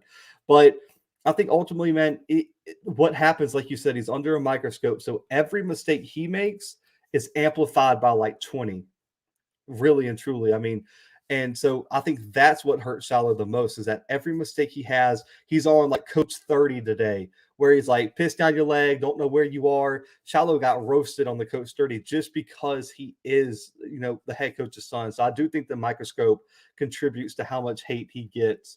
But I think ultimately he's still a starting safety. I mean, guys, he was starting at South Carolina. Like that's no easy task. I know South Carolina is not the best school in the country or the SEC. To start at South Carolina under Will Muschamp, who's a defensive-minded head coach, the kid's got talent. I'll leave it at that. But yeah, I do think the microscope contributes to everything. Man, that was the funniest one. That was hilarious today, man. When he said back in the day we used to have some respect when someone made fun of your coach, and I mean, man, he was like spinning on the pole just like just like your mama, man. Coach Sturdy is undefeated, man. That dude is hilarious. So when we change a line coach, should we consider changing the strength and conditioning coach? Possibly. I don't know, man, because I mean, because you have to take the positive with the negative for the strength and conditioning coach Sonic Boom, because there was no strength and conditioning issues on the D line or linebackers. So I mean, really and truly, and it wasn't the strength of the offensive line Sonic Boom, because they excelled in power run blocking, which shows that the strength is there. I think technique was their biggest thing, because I talked to one of the parents and it was all footwork, because you would see in the zone run blocking when you zone block. So if it's like let's just say, we'll keep it the simplest terms and not go too complex, but if it's like zone right, everyone's got to take a step with the same foot at the same time and be in sync. What you would see is some of the guards would take a false step. Well, when you take a false step, it gets your hips turned, and when your hips turn, it gives the DN the alley to come in between you and the guy next to you, and that happened way too much. It was more footwork in terms of technique, and also on top of that, it's like center of gravity and things like that they didn't have. Like if you watch Tony Gray and some of the guards, when you're an offensive lineman, you should always have like your center of gravity stable. They would be leaned up over their toes. So when the DN swiped and their hands were brought down, they always fell forward because they were too much on their toes and their center of balance was out over their feet. You should always have your center of balance lined up. And this is all coming from an old offensive lineman here. And so, like, I've been, went through this. I don't know how well I'm explaining it because I'm only on camera here and y'all can't see my whole body, but it's false steps, it's drop steps, it's stepping in sync, it's chemistry. All of that was what was wrong, Sonic Boom, not really the strength, in my opinion. So I think it's mainly you move the O-line coach this year. If you keep seeing problems, then maybe you bring the strength and conditioning coach along. Shiloh going to be that one DB that messes up his shoulder trying to tackle a tight end, man. I'm telling you, man, he has no care for his body, man. He's going to put it on the line completely. We'll see about South Dakota State's NFL running backs. The Bobcats have NFL linebackers. So who won the game? They should have went more of their tight ends. Just sign another to go with the NFL ones they have. Man, listen, but Ron, those linebackers for Montana State are no joke. Anderson is probably one of my favorite players to watch at the FCS level. Let's see. Shiloh has low PBUs, but a good amount of INTs. The Shiloh hate comes from him being out of position a majority of the time and not wrapping up. I don't know if this game being in the dome on turf might have had that defense moving a little bit faster and a little different than what we've seen in a while. That also could be they could have just not adjusted. And they were a bit faster than what they saw on film. So that could be Sonic Boom. I like that. CFL, speaking of that, do you believe his play has sort of regressed? Watching his play at South Carolina, he wrapped up, winning legs, and a lot played a sideline. But at JSU, he goes for arm shoulder tackles. I don't know, because and I don't want to. Man, this is gonna be hard to. It's gonna be hard to explain, because like when you look at the coaching he had at South Carolina, you have Will Muschamp, who's one of the best defensive minds in college football, and his secondary coach was the D coordinator, who is Tavarius Robinson, I believe his name was. He was a DB coach at Auburn when I was a student there, and so he had two of the brightest minds coaching him at the DB spot. So I think for South Carolina, like the thing was at Jackson State, I don't think they had the depth at DB this year to really bench him if he made a mistake. But at South Carolina, he could have been benched if he makes one mistake in terms of tackling or something like that. So that might play into it, but he might have regressed. I'm not going to say he regressed. I just think it was a different scheme. I think, and on top of that, man, some of the players he had to tackle, he thought he probably could get away with it. And on top of that, you're going for the big play, man. You're going for the big hit. You're going for that ESPN top 10 play. He just listen, like Leon said here, you just got to make the right decision. When you go for the kill shot and it works, it looks great. But I think coaching over the off season, I think, will help him wrap up. So I do think we're going to see more wrap ups next year, because I just think right now, man, you can't go for the kill shot every time. You just can't. You've got to make the tackle sometimes. And what happens if you go for the kill shot and you miss and you give up a big touchdown? Then everyone's looking at you like, okay, well, what just happened? So I think I'm not going to say that he regressed per se, but I do think he needs some coaching up in terms of tackling techniques and how to break down an open field, because when you play the top talent, you're not just going to be able to go for the kill shot. Shiloh and other players got a bad rap this weekend. Every mistake that each player made, people made it seem like there was a single reason we lost. Man, that's what happened. I mean, Sonic Boom, that's what happens when any team loses. Everyone's going to look for the crutch, for the reason. So for me, I don't think it's on one player, Sonic Boom. Shiloh didn't have a great game. That stems from the O-line playing atrociously. The running backs didn't play a good game. Stems from the O-line game. The wide receivers couldn't create a lot of separation. The D-line didn't get pressure. It was great. It was great game planning by South Carolina State. The linebackers didn't have their best game. The secondary didn't have their best game. I mean, it's everybody here, in my opinion. This was a full team effort, Sonic Boom. So I'm going to say everyone deserves a little bit of the blame. And what I think it is, and I'm not calling anyone out in particular. I think it's lazy analysis just to blame it on one player when you get beat like this. Now, if it was one play where you lose by 6 and it's because a corner didn't cover somebody and gave up a big play to lose the game on the last play, then yeah, maybe that player deserves a lot of the blame. But for me, I think it's a full team effort. I think if you want to give a real good analysis about what happened on Saturday in any of the games, North Dakota State, James Madison, Montana State, South Dakota State, or the Celebration Bowl, there's multiple players and points that you can look at that caused the outcome it did. I just don't think it's good football analysis to say, oh, it's one player that caused this game that cost them the game. When you lose 31-10, it's everybody, man, and everyone's going to have to get a little bit of criticism for the part they played in that. South Dakota State also needs to upgrade their secondary, upgrade their QB. We have scheduled a home and away with South Dakota State. Not sure what years, but always remember Tommy touchdown. Tommy's the MVP, man. Tommy's the MVP right now. Shiloh has to make, already. Let's see. I lost my spot. I wonder if we should consider changing DB coaches to maximize Hunter and the other guys. And it's still year one. I think everyone outside the O-line coaches earned themselves at least one more year. Then the second year, you could probably make changes. Sonic Boom. I'd say only the O-line coach should be the one that moves. Dion's foot needs to get better, man. I feel like he's a better DB coach than the current. I'll agree with that underscore. I like that. Thurman's defenses are aggressive, and despite what people say, it's an NFL defense similar to what the Ravens have. They gamble a lot. They do, and listen, it worked. I mean, let me say this: it worked most of the time. They went 11-2. You don't get to 11-2 by accident. They played well a lot of the year, and the secondary wasn't the problem a lot of the year. The defense wasn't a lot of the problem all year long. So I think overreaction could be a lot, but I just think it was a bad weekend, man. It's just a bad weekend.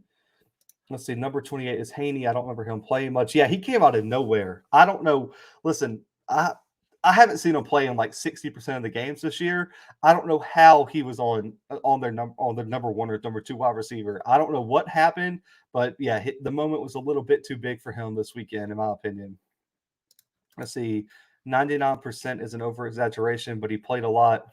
And when he used zoned against Valley, they got 2 interceptions from it. That's true. Yeah, and this weekend they've really kind of stuck to their game plan. I don't know. I think both sides, offense and defense, needed to make more adjustments, man. Both sides of the football. Some of these people love to call Shiloh or play the hold. I told y'all our team or player ABC wasn't that good. Man, it changes changes week to week. And I try not to do that on this channel. For the most part, I try to, most of the games that I talk about, I try to watch twice at least. And there's some games I'll try to watch more than that. And I really want to try to give like a holistic view of what happened. I just think it's not great to say, oh, they had one bad game, so this dude's garbage or this, because I mean, the O-line for me is the only one that I've harped on because I think it's been 13 games of horrible performances. And outside of that, I mean, when you look at like the D-line, you can't really harp on the D-line that much. I think it was more, there was finally a team that understood how big of a problem Houston was. So they brought in an H-back / tight end to chip or double team them. And it realized it's just by South Carolina State. But I don't think you can watch this weekend and say, oh, James Houston is atrocious. No, it was just a good game plan by a good coaching staff. So I agree, man. I think the over exaggerations really don't help anyone understand what happened this weekend. So I try not to do that here, but I try to give like a fair assessment of everyone's play each weekend. So hopefully, hopefully y'all are getting something more out than just over exaggerations on this channel, more than just like, oh, this player is atrocious or sucks or something like that. Darren said to help a weak O line, you shouldn't run draws, screens, run pass options, quick passes.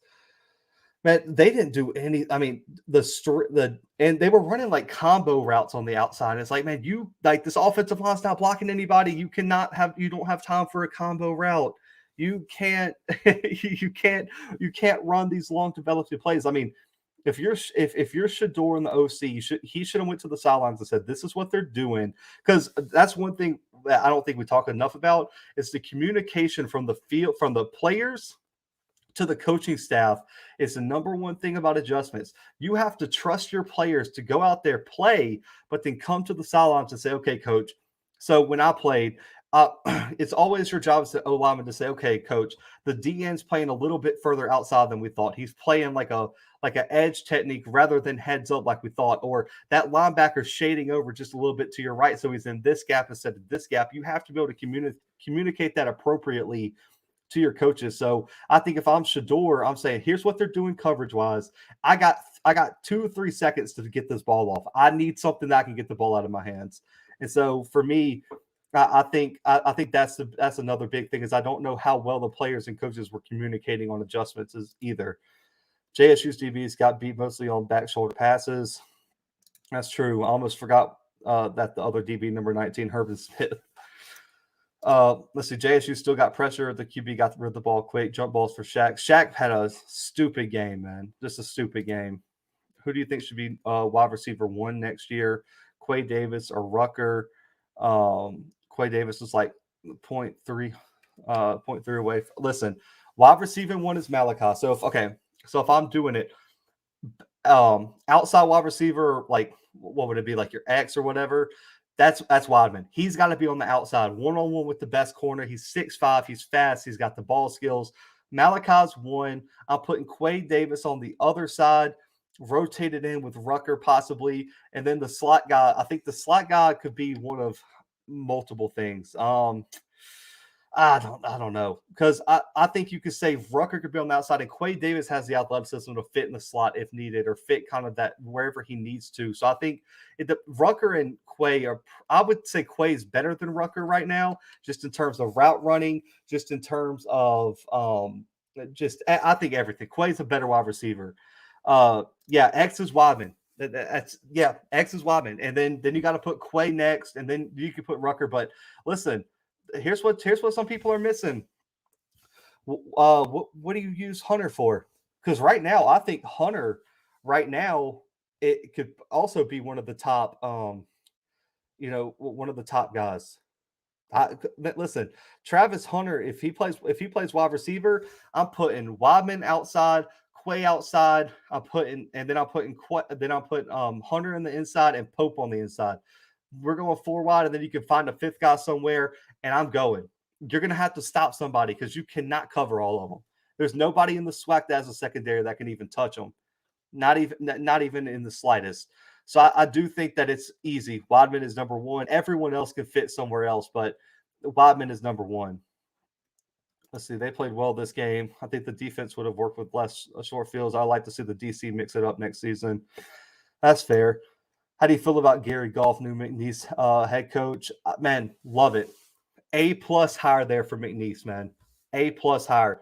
What he did at the D2 level is outstanding. He can recruit from the JUCO level. He can get in the transfer portal, and he can coach these guys up. Lawrence, I give it an A+. And then on top of that, so I know some people asked about ETSU's head coaching job. They're looking at Jeff Fisher, former Titans head coach, coming down to ETSU to coach. So I believe he works on, I'm pretty sure right now he's on the Tennessee State administration staff or something, but there's rumors that ETSU is looking at Jeff Fisher as their head coach right now. But yeah, love Gary Goff to McNeese State, man. A+ hire right there. Defense wins championships. That's why the Bobcats and Grizz win the Big Sky almost every year. Weaver's D is good too. Eastern Washington, UC Davis, Sac State need to get better on D. Man, Eastern Washington has been a defense away for multiple years now, Ron. That's the most frustrating thing for me. I'm the biggest Eric Berrier fan, and the fact that the defense cost them killed me. I missed all the playoff games. The right tackle is the weakest spot for JSU. Yeah, he can be the slot guy. Me too. Yeah, YouTube TV, man. I have it too. Luckily, I logged into the ESPN app and caught the end of the game, and that's what I used to watch this weekend. But I'm glad they got that fixed now. Hopefully, excuse me. Hopefully they don't have that happen again.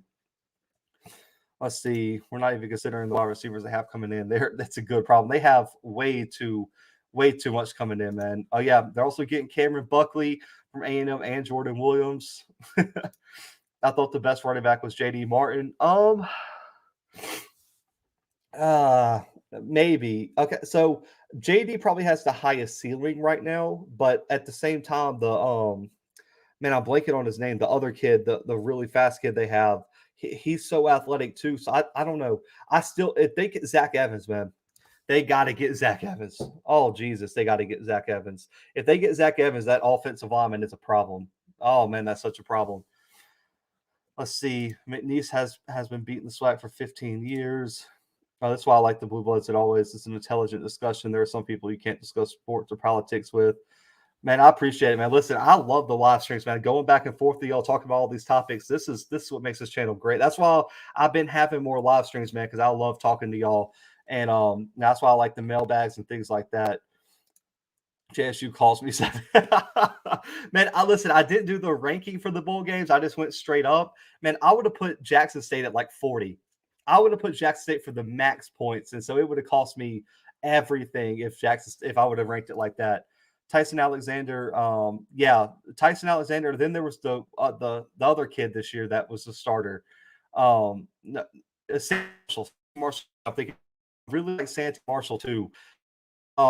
Said, like Spotted said, I think blitz pickups are the biggest thing with these Jackson State running backs. Because Pickett's good because he's big enough for it, but the other two just don't have the size to be consistent pass blockers in the backfield. So I think that's what's really hurting Jackson State's running backs as of right now. I want to see what Jackson State running backs can do with decent blocking. I think Martin's is good.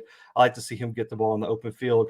That's one thing that Jackson State did that I never understood. They never got Marshall and they never got Martin out in open space. Whether it's swing passes, whether it's putting them in the slot and hitting them on like a little screen, anything. So they just didn't get them in open field. So if you got athletes, got to get them in open field. And I don't know. Travis Hunter is so athletic. I wouldn't be surprised if they want to run wide and put Travis Hunter in the backfield and use him as kind of like a scat back.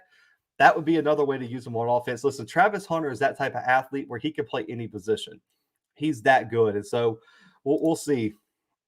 Yeah, no one knows who will play. We have 30 wide receivers now, man. Half the scholarships are there. It's a problem, man. It's a problem. Let's see. Michigan versus Georgia. My preview's dropping. I believe it's next week for that game. So I'll let you know on that. But man, right now, I would say I'm leaning toward Georgia right now. But we'll see, man. I would love to see Jim Harbaugh get to the national championship. Listen, I want pure chaos. I would love, and I'm an analyst, so I try to stay biased. Unbiased. I would love to see Michigan versus Cincinnati for the national championship. That would make my whole life in terms of parity for college football. I would love to see it. EA said I got Michigan at 42 going for the upset. Man, EA, that's ballsy. That's even more ballsy than possibly having Cincinnati at 42. That's crazy. Harbaugh's going to find a way to choke. The offensive plays are basic for JSU. They have athlete but need plays. Yeah, the scheme's got to be better, T. I will agree with you there. They got to put the players in better positions. I want UGA to win, but they're disappointing me. I want Cincy to win it, man. I want Cincy to win it just for the chaos, man.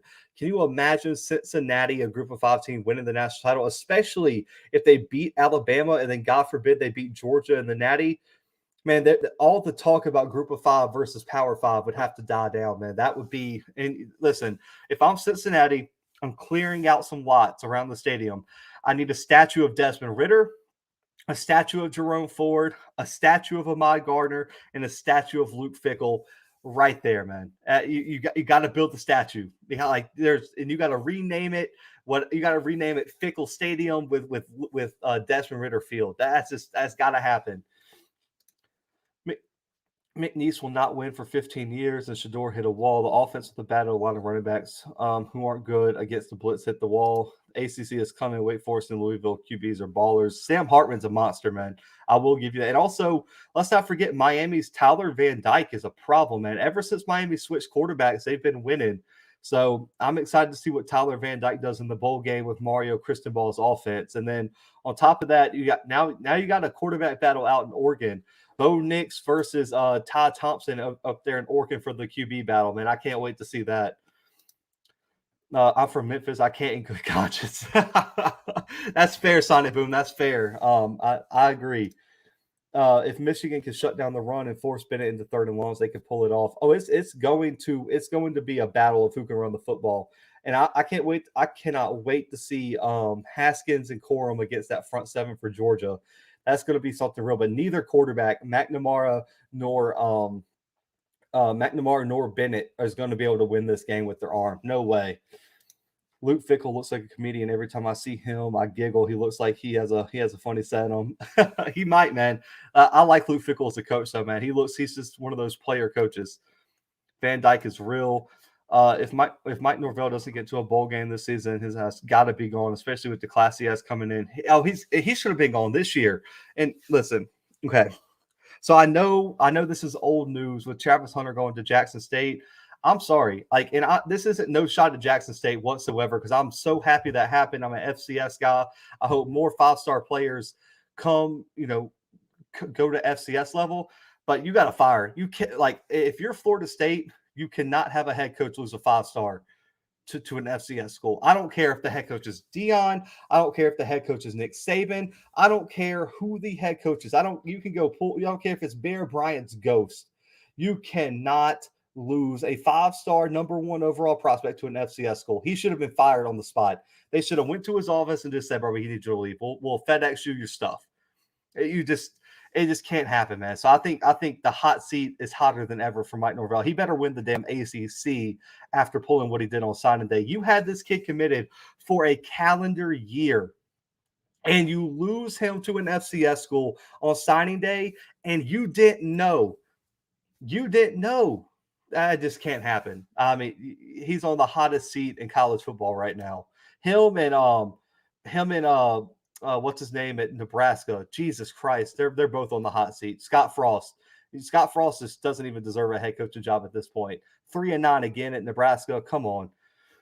Let's not forget this is the first full year with this OC and DC. Expecting perfection in year 1 is a lot to ask. I agree. Yeah, that's why I said Jackson State has nothing to hang their head on, man. It's going to be fine. We'll see what they got next year. Wake Forest has been recruiting. Then the transfers put them over the top. Man, the wide receiver unit that Wake Forest put together this year with A.T. Perry and I believe it was Demetri Robertson, outstanding, man. I got to give him a lot of credit. I don't think it was a wall. His offensive staff didn't help him. He said, just trolling. I hate FSU. Oh, man. Let's see. Nah, you're right. That FSU doesn't suck. How you fire Willie Taggart at 9-12, but sign Mike to extension 8-13. I don't know, man. Listen, it beats me. I said Mike Norvell would have been fired, but that's just me. Is that a pet behind you? Yeah, man. That's my dog. He's getting a little anxious. He's up under my legs now. He's saying that I got to end the live stream. He's like, man, I'm hungry. He usually eats at 7, man. He's an hour late right now. Scott Frost had a good thing going at UCF and left for the bag. Man, he left for his alma mater and left for the bag, and now look where it got him. Now it got him on the hot seat. But let me say this. Nebraska made some solid moves. They brought in Mickey Joseph as an assistant coach. They got some LSU transfers. They had a solid, national signing period or early signing period. So Nebraska made some solid moves. And I believe Adrian Martinez transferred to Kansas State. He get a fresh start at quarterback. I was interested to see. I'm surprised Dylan Gabriel didn't give them a look. That's his quarterback from UCF. He was on the roster when, they did everything in terms of that undefeated season, and he went to UCLA with Chip Kelly over in Nebraska. That kind of surprised me, but they get a lot of fresh starts over there at Nebraska. So it should be a solid rebuild this year, hopefully. FSU boosters really didn't want Taggart. They really didn't. He was set up to lose at Florida State. Let's just be honest. But at the same time, he didn't do anything to help him, in my opinion. With Nebraska under QBs having the last name Martinez, man, I don't know. It must be a thing, man. Listen, that's that's actually that's a family name, man. All my uncles are Martinez. So listen, I'll root for them, man, just based on that. But I don't know. Maybe that's a requirement for Nebraska. That's why they're 3-9 every year. Taggart was okay to me. He was playing with Jimbo's talent. The players were complaining that he was working them too hard. Yeah, listen, and really and truly, there's a lot of pop. Listen, the top Power 5 universities, and I've said this on the show so many times, you have to win over the boosters more than you have to win over the fan base. Let's just say that. You got to win over the boosters at Auburn, Alabama, Florida State, Ohio State, any of the Southern programs. The boosters have to be on your side more than anything. That's a fact, and there's no other way around it. If you don't win over the boosters, you're not going to keep your job for very long, and that's what cost Dan Mullen. Dan Mullen went to 3 or 4 New Year's Six Bowls in a row, had one losing season, and because he didn't get along with the boosters, they fired him the first time they had a chance. So if the boosters are the number one thing. Nebraska having a hard time recruiting. USC been cleaning up. FSU doesn't want a brother leading the program unless they find out. Oh, Sonic Boom, man, you were too much, man. You were too much. But I'm not going to say you're wrong. I'm not going to say you're wrong there. Let's see. Nebraska stole the Grizzlies kicker. Maybe that'll get them over the top. South Dakota State stole Nebraska's kicker. His leg was getting tired, man. Listen, I don't even know if the kicker's leg was getting tired. If he was the punter, definitely the punter's leg was super tired. But man, he said maybe that kicker will get him over the top, man. If that's the key, if Nebraska wins it all this year, I'm coming back to this comment, Ronnie. You're getting a shout out. Mr. Football from Nebraska last year is QB at North Dakota State. Oh, that's interesting. Yeah, man, I'm excited. I'm excited to see. They recruit from the Midwest so well. Let me just say that North Dakota State's not going to get the flashy recruits, but every recruit they get, they develop at like the top level. Man, it's ridiculous. Shout out to the player development at North Dakota State. It is insane. But I did not know Mr. Football went there.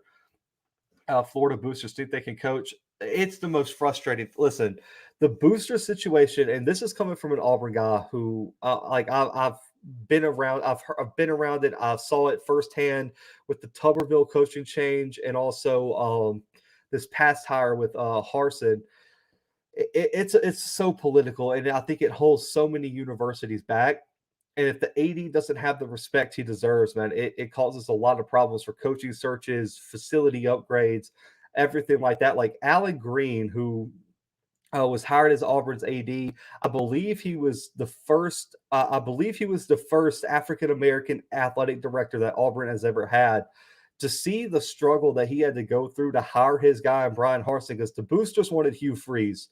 Hugh Freeze was Auburn's guy from the start. They wanted Napier instead of behind him, and then even Kristen Ball behind him.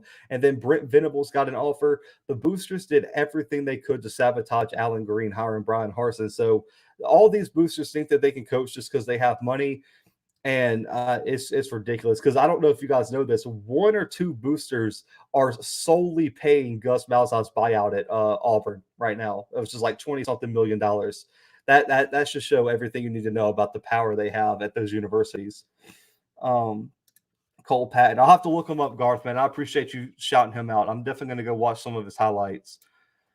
NDSU has a Florida pipeline. That's where they get their wide receivers from. I can't remember the high school, but I know St. Thomas Aquinas. Man, that high school produces high-level talent every year. And then also, I think, Leon, it's the one in Miami or South Beach. It's like Northwestern High School or something like that.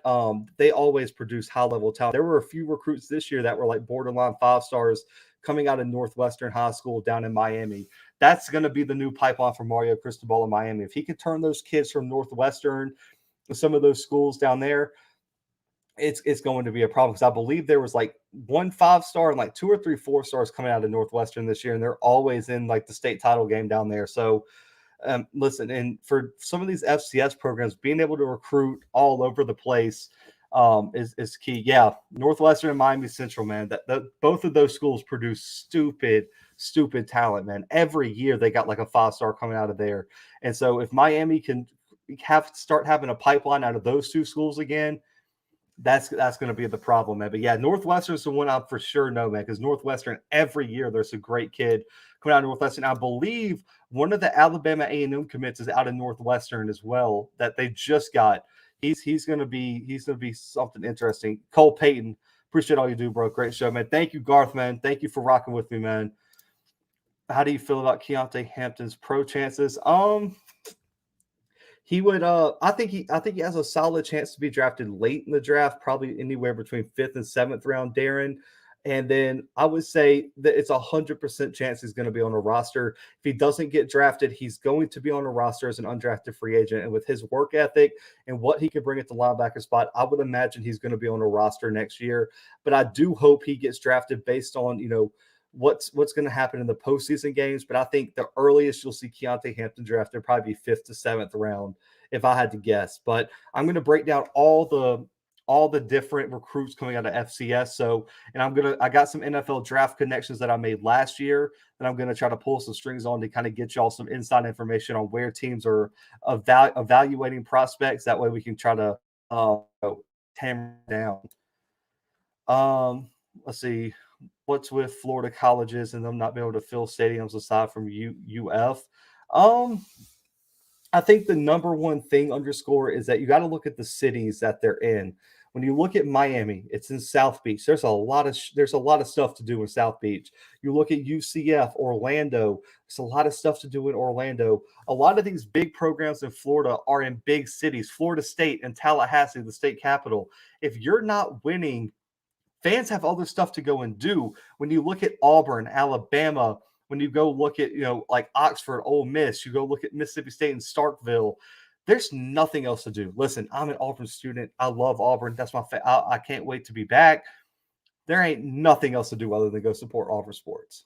Unless you just like going to the same, strip of bars, there is nothing else to do for your entertainment, really and truly, on Saturdays than go to an Auburn football game. So I think when you're in a big city, you have to compete with pro teams. Like Miami has, they're not very good. The Dolphins, the Marlins, they got an NHL team, I believe, too. There's a lot of stuff to do. I would much rather go hang out on South Beach than go watch a crappy Miami Hurricanes team play if I'm living in South Beach.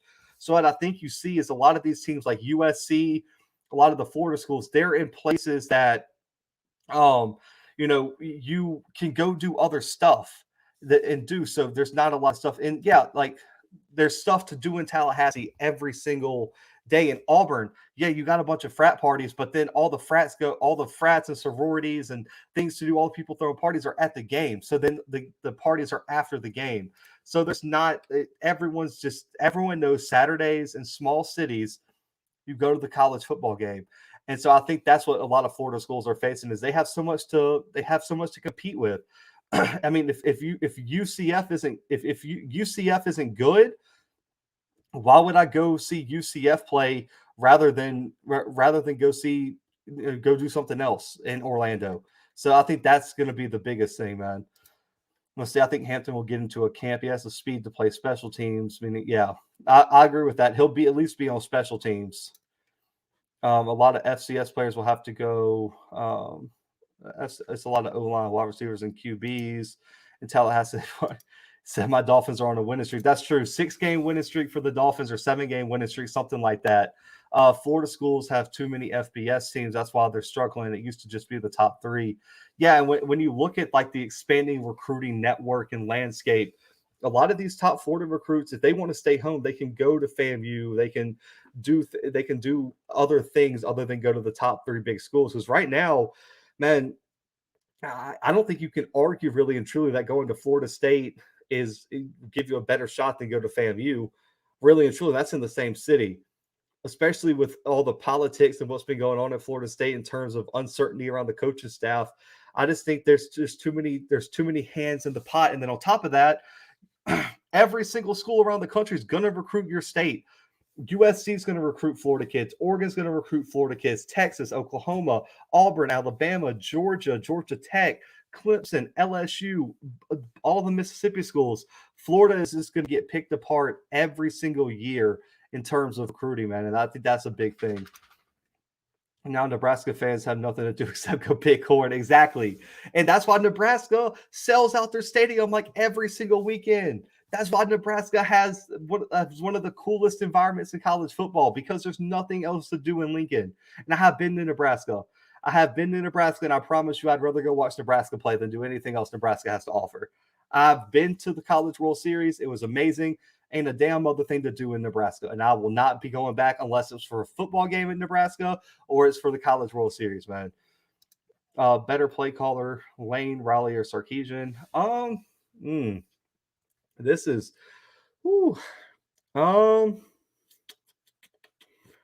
I'm gonna say Lane Kiffin out of the three. Riley, I think his play calling has been suspect over these past few years. He's a great QB developer, and when everything's working, it's working very, very well. But it takes so little to throw that offense off. And if you go watch the last 3 times he's faced a good D coordinator like Dave Aranda. Dave Aranda has his number, and there's a clear blueprint on how to shut that offense down. And he also hasn't done it in the biggest stage, in the biggest games. Now, Lane Kiffin and Sarkisian are very similar, but I'm going to give Lane the benefit of the doubt because everywhere he's gone, man, he's been able to revamp the offense. And he's really solely responsible for that offensive revolution we saw at Bama, where we saw Bama go from that powerhouse defensive-driven team and flipped it to that like air raid attack. And when Lane was there, that's when all those receivers running and everything really started to come into the program. When he was the OC and who was the what is his name? Napier was the wide receiving coach. I think I'm going to give it to Lane, Darren. If I had to pick one, I would say Lane. Then I don't know who's two, but I'm going to go with Lane as number one. FAU has a lot of hidden diamonds in Florida. That is true. That's why all the Florida teams are secretly always kind of good, man. They always got hidden talent in there, man. When I say Christian Wilkins from the Dolphins jumped into the stands and there was like 6 fans, man, I died. Oh, man. Underscore, man, you are too much, man. You are too much. Man, and they've fallen a long way, man, because back in the day, the Dolphins and the U used to pack out the Orange Bowl.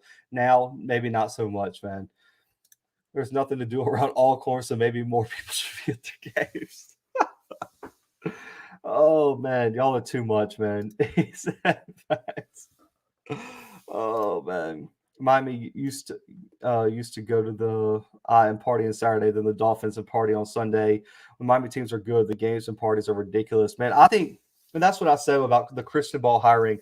I think a good Miami team is amazing for college football, especially if Lincoln Riley can rebuild USC. A good U and a good USC is going to do wonders in terms of college football and bringing some of the parity back to South Beach and that West Coast. I'm excited, and I'm hoping Lanning can keep Oregon competitive as well. And then, if Wake Forest and NC State can keep that momentum they've had going over the next few years, the ACC with Miami, with Clemson, with NC State and Wake Forest can be something to work with. And so I'm hoping we see it, man. I'm all for more teams being good in college football.